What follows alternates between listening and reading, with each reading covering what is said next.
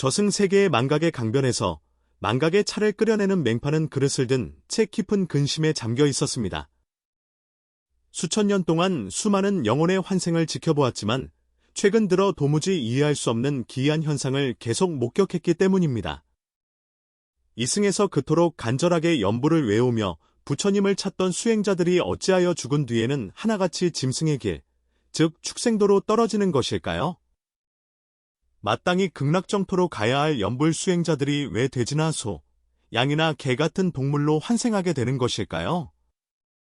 맹파가 유심히 살펴보니 이렇게 동물로 떨어지는 영혼들에게는 매우 닮은 업장의 흔적이 남아 있었습니다.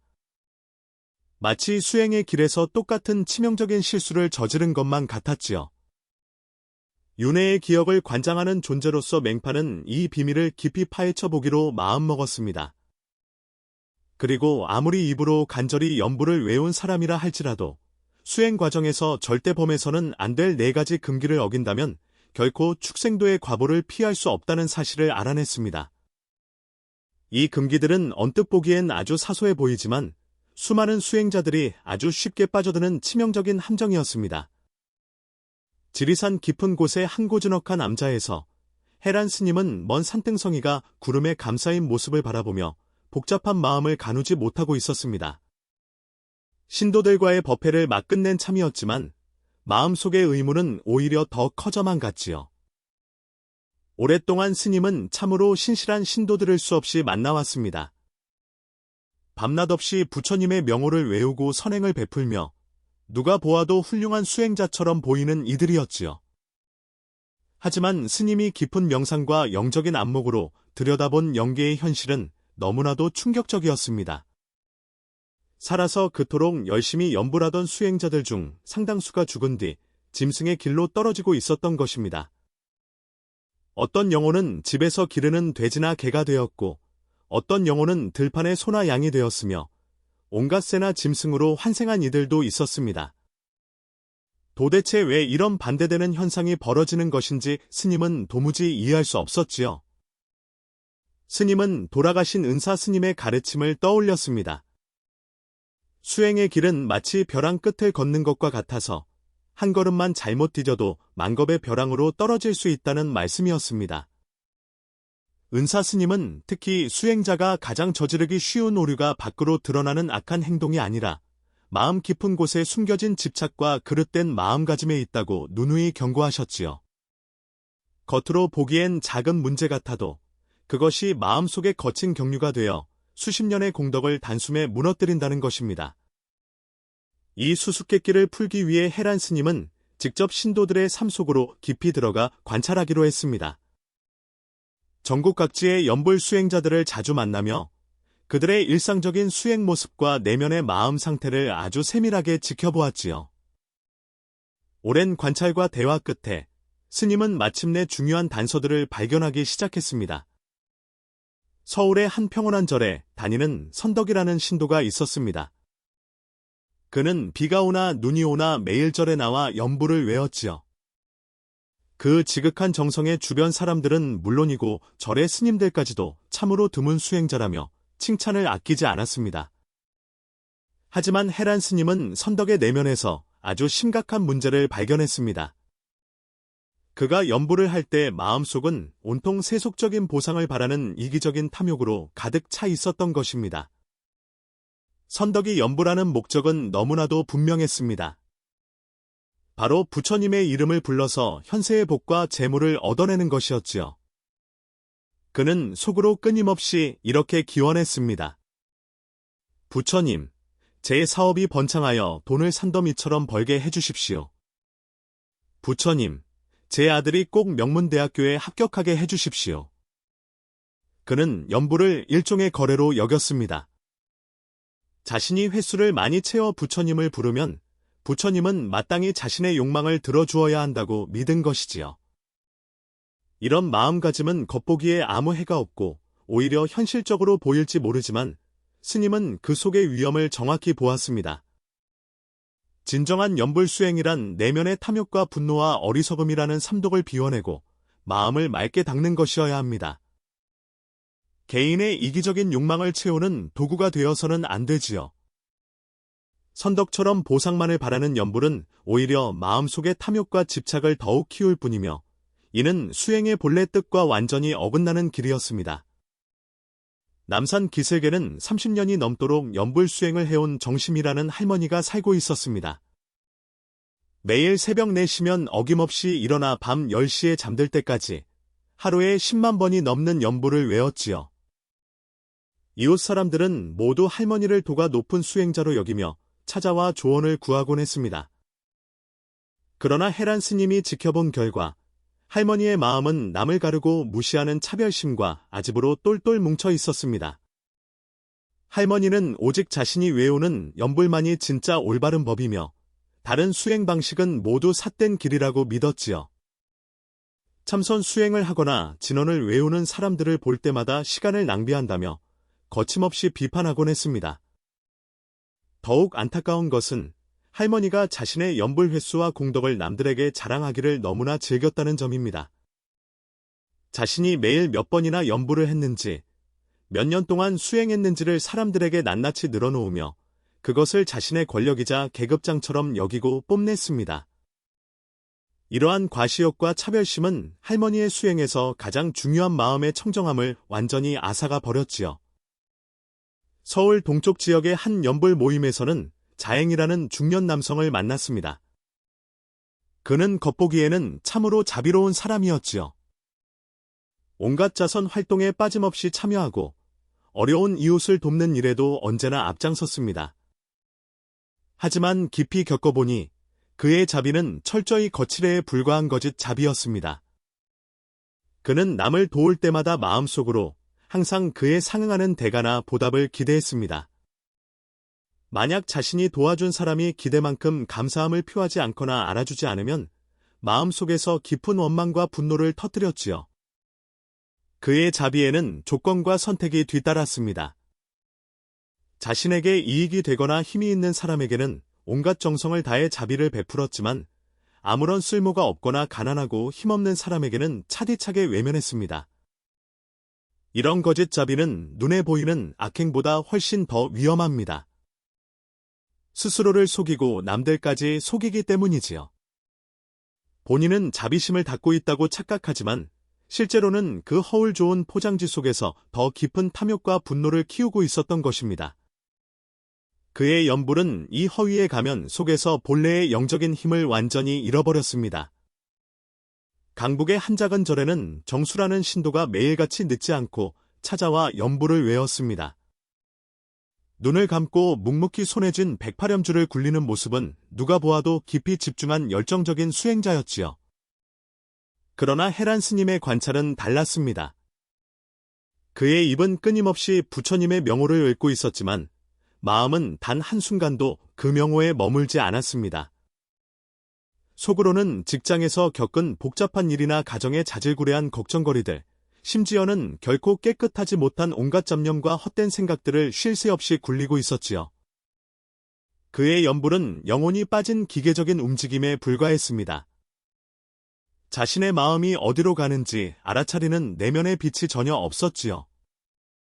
마음이 떠나 있는 연불은 마치 입으로는 사랑한다고 말하면서 속으로는 다른 사람을 생각하는 것과 똑같습니다. 입술을 통해 소리는 나오지만 마음의 맑은 씻김을 거치지 않았으니 당연히 아무런 공덕도 쌓일 수 없지요. 스스로는 열심히 수행한다고 믿었지만 실상은 소중한 시간을 허비하며 오히려 마음을 흩어지게 하고 어둡게 만드는 나쁜 습관만 키우고 있었던 것입니다. 이들을 깊이 관찰하면서 해란 스님은 비로소 깨달았습니다. 왜 그토록 열정적으로 보이는 수행자들이 짐승의 길로 떨어질 수밖에 없었는지를 말이지요. 그들은 수행의 아주 근본적인 뿌리에서 치명적인 오류를 범하고 있었습니다. 작은 틈새 같아 보였지만 그 결과는 영혼의 방향을 완전히 바꿔놓을 만큼 치명적이었지요. 스님은 옛 숭고한 스승님이 들려주셨던 비유를 떠올렸습니다. 어떤 농부가 열심히 씨앗을 심고 매일 정성껏 물을 주며 거름을 아끼지 않았습니다. 그런데도 싹이 트지 않고 작물이 자라지 않는 것입니다. 지혜로운 이가 다가와 살펴보니 농부가 씨앗을 위아래가 거꾸로 되게 심었던 것이지요. 뿌리가 내려야 할 곳을 위로 향하게 하고 싹이 틔워야 할 곳을 땅속으로 파묻었으니 아무리 땀 흘려 노력해도 결코 좋은 열매를 맺을 수 없었던 것입니다. 수행의 길 역시 정확히 이와 같습니다. 마음의 방향이 잘못되면 노력을 더 많이 하면 할수록 오히려 더 큰 위험에 빠지게 됩니다. 염불은 본래 사람의 영혼을 정화하고 업장을 녹여내어 마침내 맑고 흠없는 경지에 이르게 하는 최고의 수행법입니다. 그러나 그 길에서 근본적인 마음의 방향을 거꾸로 잡는다면 정토에 이르기는커녕 오히려 어두운 악도에 떨어지는 참담한 결과를 낳게 됩니다. 스님은 이 문제를 더욱 깊이 파고들기로 결심했습니다. 옛선 지식들의 수많은 경전과 가르침을 밤낮으로 뒤지며 동시에 자신의 깊은 영적 선정의 힘을 이용해 축생도로 떨어진 염불 수행자들의 업력 상태를 면밀히 추적했지요. 그들의 영혼 속에 새겨진 공통된 함정을 찾아내기 위해서였습니다. 그 과정에서 스님은 참으로 분명한 차이점을 발견했습니다. 실제로 맑은 영적 해탈을 얻거나 좋은 결실을 맺은 수행자들에게는 공통된 마음의 특징이 있었습니다. 첫째, 염불을 할 때 마음이 더없이 맑고 깨끗하여 세속적인 잡념이나 욕망이 없었습니다. 둘째, 법에 대한 올바른 이해가 있어 겉으로 보이는 형식이나 공덕의 크기에 집착하지 않았지요. 셋째, 그들의 자비심은 어떤 계산도 섞이지 않은 진실하고 순수한 것이었습니다. 넷째, 입으로 명호를 부를 때 온 마음이 그 소리와 하나가 되어 흩어짐이 없었습니다. 반대로 짐승의 길로 떨어진 이들에게는 수행을 망치는 공통된 결함들이 있었습니다. 그것은 마치 눈앞에 보이지 않는 늪처럼 수행자를 알게 모르게 깊은 바닥으로 끌어내리는 치명적인 함정이었습니다. 어느 고요한 달밤, 해란 스님은 암자 뒤편의 봉우리에 앉아 밤하늘에 쏟아지는 별을 바라보며 깊은 명상에 잠겼습니다. 그때 문득 내면에서 거대한 깨달음이 일어났지요. 스님은 저승의 망각의 강변을 지키며 윤회의 모든 비밀을 꿰뚫어 본다는 맹파의 존재를 떠올렸습니다. 만약 영적인 영혼의 대화를 통해 그녀와 닿을 수 있다면 이 안타까운 비극의 원인을 훨씬 더 명확하게 세상에 전할 수 있을 것 같았지요. 스님은 깊은 명상의 힘을 모아 71일 동안 간절한 기도를 이어갔습니다. 그리고 마침내 한밤중의 깊은 고요 속에서 영계의 경계를 넘어 맹파의 기운과 닿는 데 성공했습니다. 그 신비로운 밤, 스님의 영체는 이승과 저승의 경계를 넘어 전설 속의 망각의 강변에 당도했습니다. 그곳에서 스님은 따뜻하면서도 깊은 슬픔을 품은 맹파의 얼굴을 마주했지요. 그녀는 그릇에 담긴 차를 건너오는 영혼들에게 한 숟가락씩 건네며 전생의 기억을 지우고 있었습니다. 마침내 오셨군요. 맹파가 해란 스님을 보며 안도의 미소를 지었습니다. 누군가는 세상에서 이 안타까운 비밀을 발견하고 찾아오기를 간절히 기다리고 있었습니다. 스님은 깊이 고개 숙여 인사를 올렸습니다. 어리석은 수행자가 가르침을 청합니다. 부디 이 미련한 중생들에게 길을 비춰주십시오. 맹파는 길게 한숨을 내쉬었습니다. 수많은 세월 동안 나는 너무나 많은 염불 수행자들이 짐승의 길로 떨어지는 것을 지켜보았습니다. 마음이 처져 차마 눈을 볼 수가 없더군요.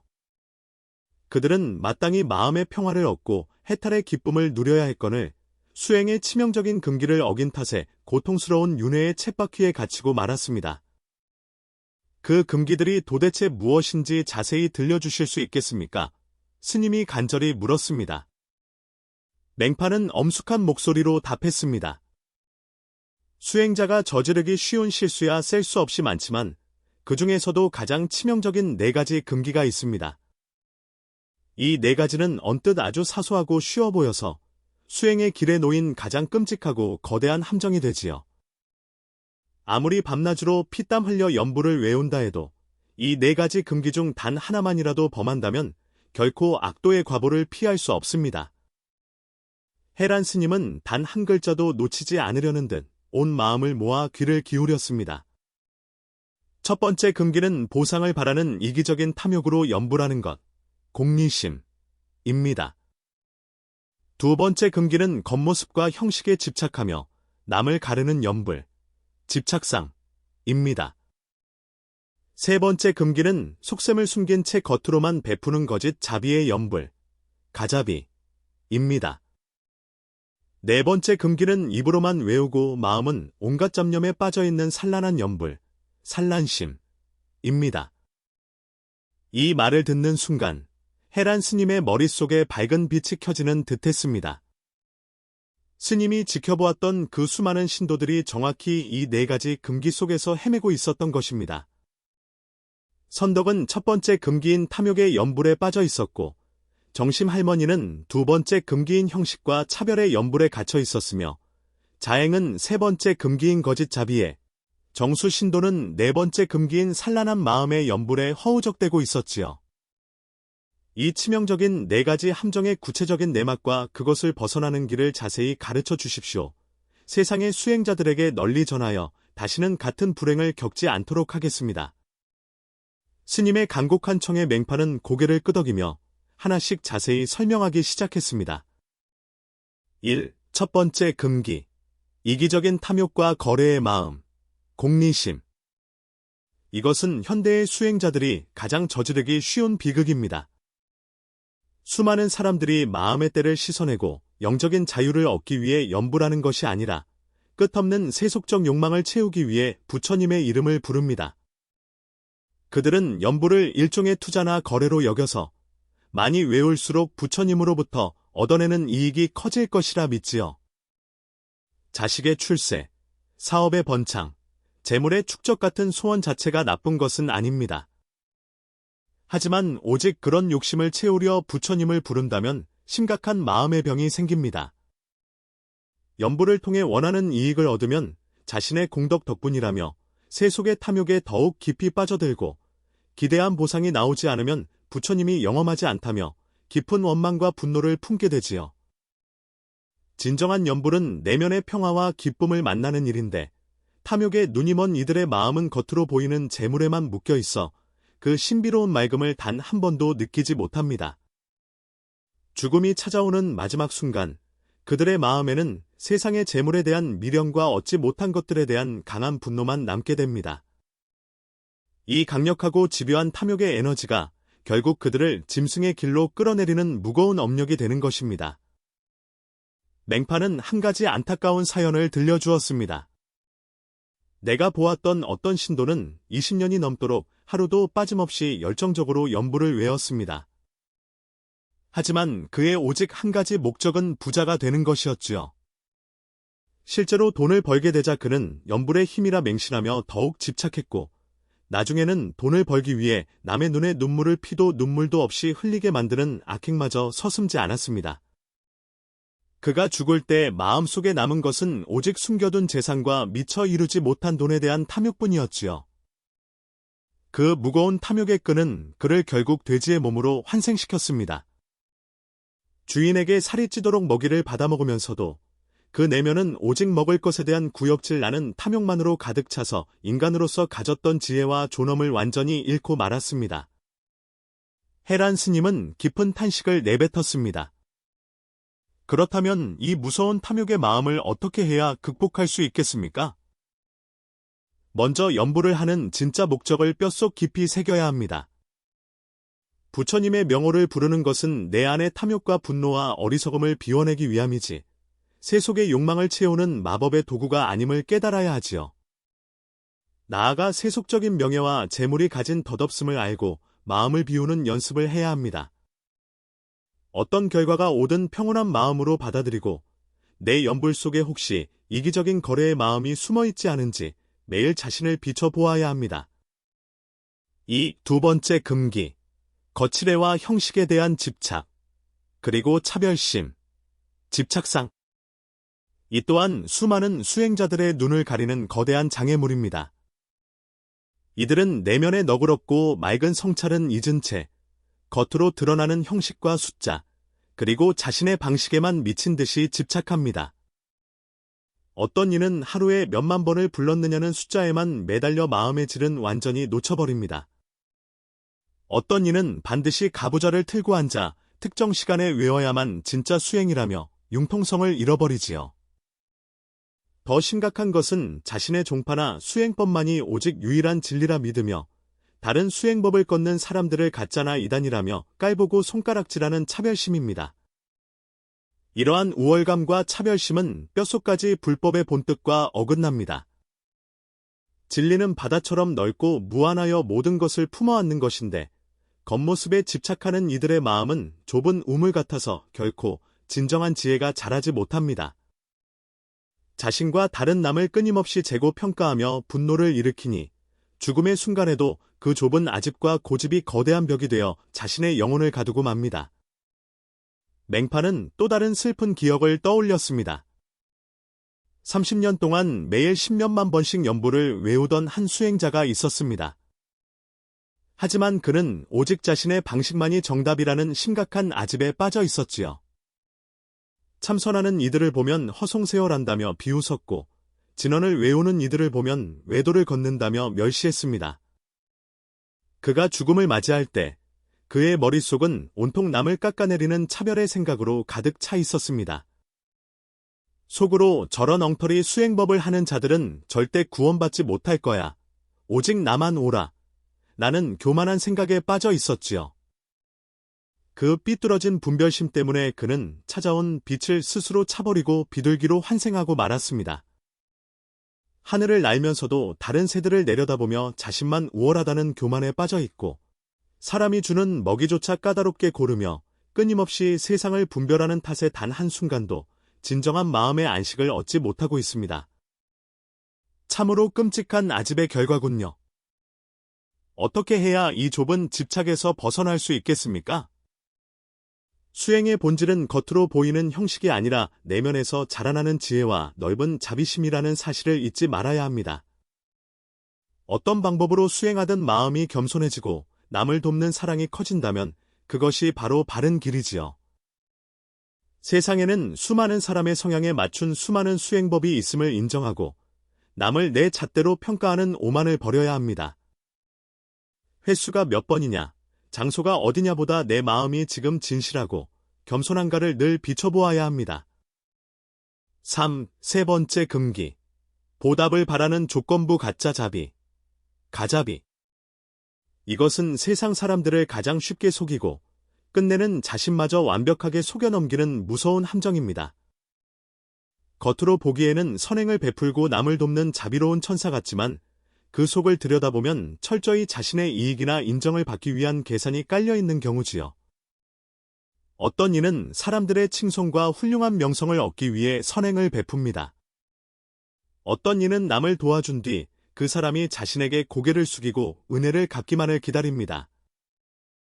또 어떤 이는 남들이 자신에게 의존하도록 만들어 통제력과 우월감을 즐기려 자비를 흉내내지요. 이들의 자비는 철저히 선택적입니다.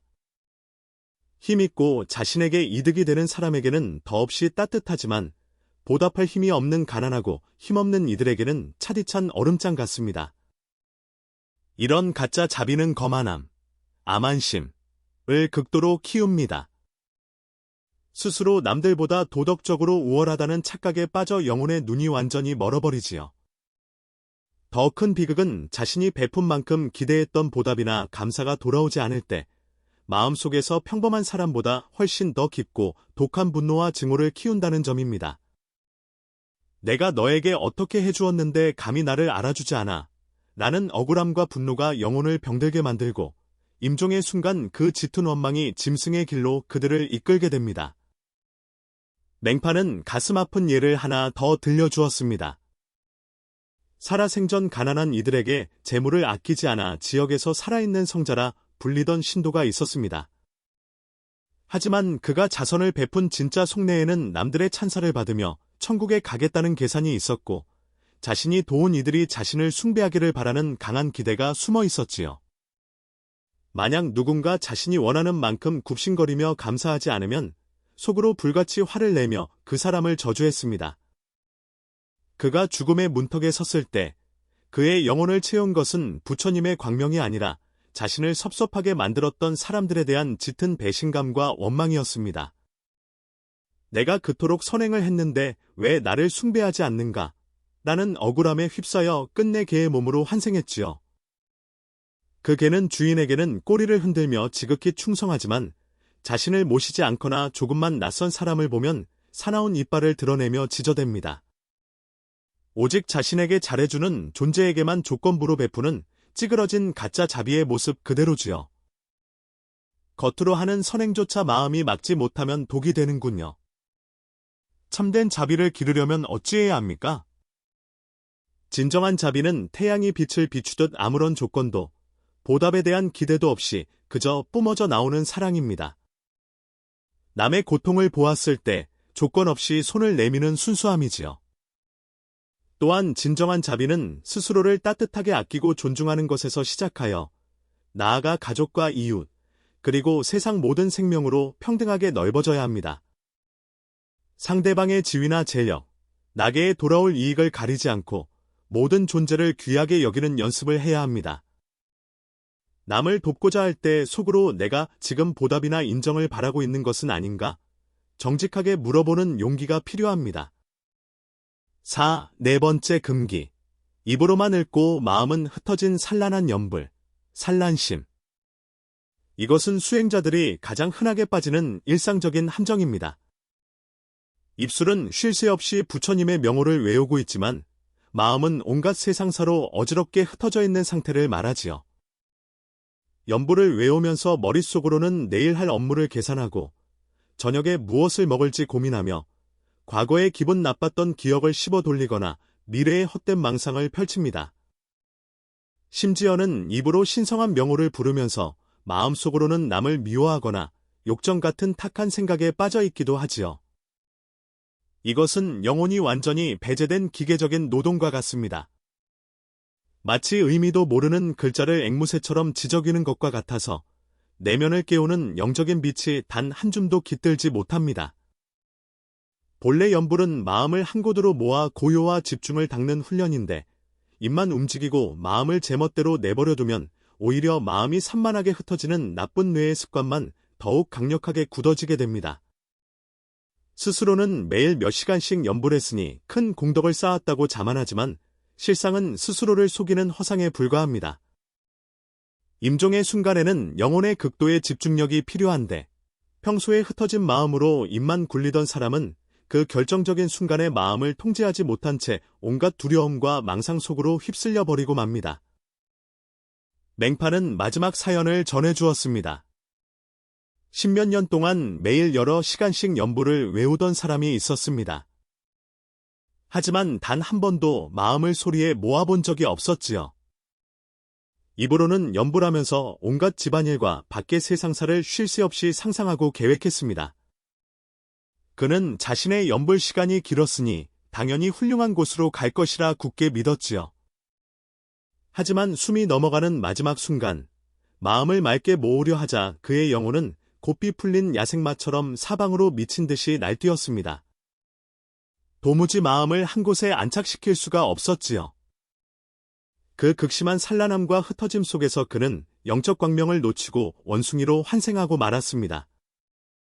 그 원숭이는 꽤 영리하지만 단 1초도 가만히 집중하지 못하고 무엇이든 손에 쥐려 하다가도 이내 실증을 내고 내던지며 쉴 새 없이 나무 사이를 불안하게 뛰어다닙니다.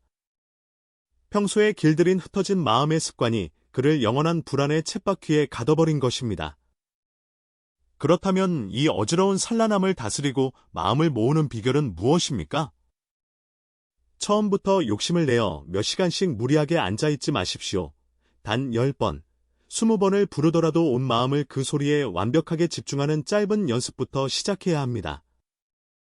내 목소리를 내 귀로 또렷하게 듣고 마음에 새기는 훈련이지요.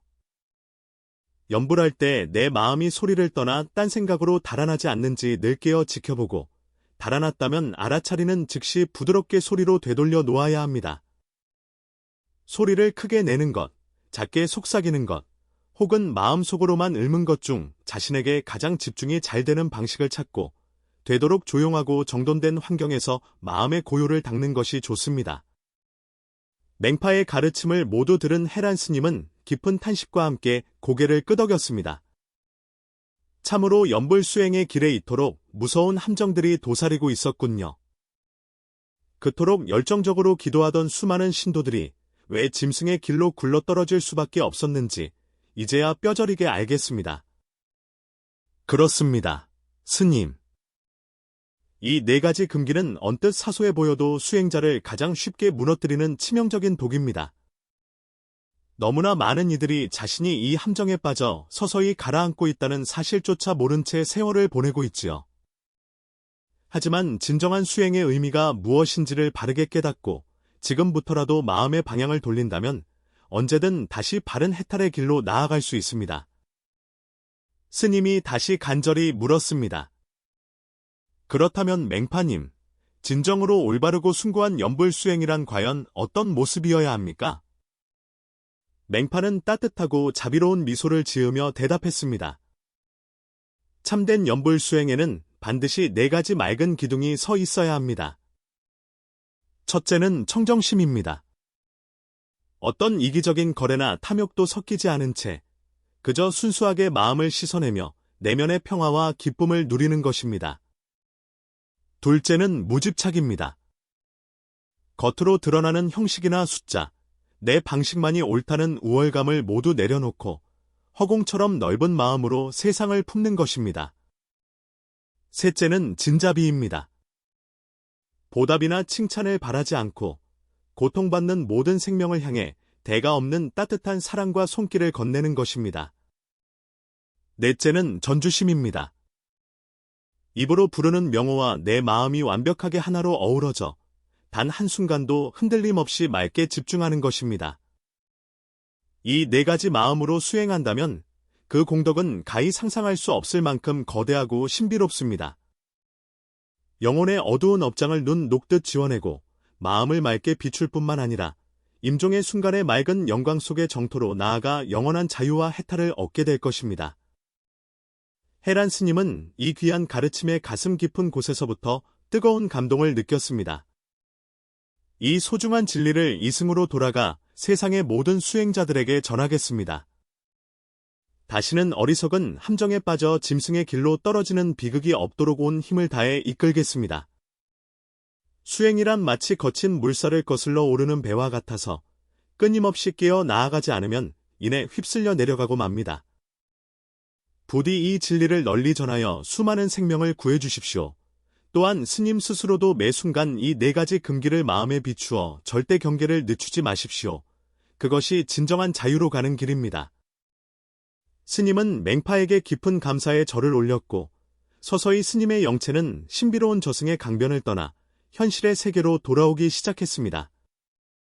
지리산 암자에서 눈을 뜬 해란 스님은 그 길로 밤을 지새우며 저승에서 얻은 귀한 영적 깨달음을 하나하나 기록하고 정리했습니다. 그리고 그때부터 전국 곳곳의 사찰과 법회를 돌며 이 연불 수행자가 절대 범해서는 안 될 네 가지 치명적인 금기를 열정적으로 전파하기 시작했지요. 스님의 실감나고 통렬한 가르침을 들은 수많은 한국의 불자들과 수행자들은 큰 충격과 함께 깊은 참회를 했습니다. 겉모습에 집착하고 이기적인 복을 빌며 남을 가르고 멸시하며 흩어진 마음으로 앵무새처럼 연불하던 자신의 잘못된 수행법을 깨닫고 눈물로 마음을 돌려세웠지요. 스님의 이 가르침 덕분에 자칫 축생도의 어두운 함정으로 떨어질 뻔했던 수많은 영혼들이 방향을 바로잡아 참된 평화와 해탈의 길로 나아갈 수 있었습니다. 여러분, 연불수행은 언뜻 아주 쉽고 단순해 보이지만 그 내면에는 참으로 깊고 무서운 이치가 숨어 있습니다. 마음을 비우지 못한 채 탐욕과 아집으로 외우는 연불은 우리를 짐승의 길로 이끄는 거대한 늪이 됩니다. 하지만 이기적인 보상 심리를 버린 청정한 마음, 겉모습과 잣대를 내던진 집착 없는 마음, 보답을 바라지 않는 진실한 자비, 그리고 소리와 마음이 하나 되는 간절한 집중으로 나아간다면 우리는 그 어떤 함정도 능히 뛰어넘어 가장 맑고 자유로운 해탈의 언덕에 도달하게 될 것입니다. 이 도리를 마음 깊이 새겨 우리 모두 그릇된 늪에서 벗어나 바르고 참된 수행의 길을 걷기를 간절히 소망합니다.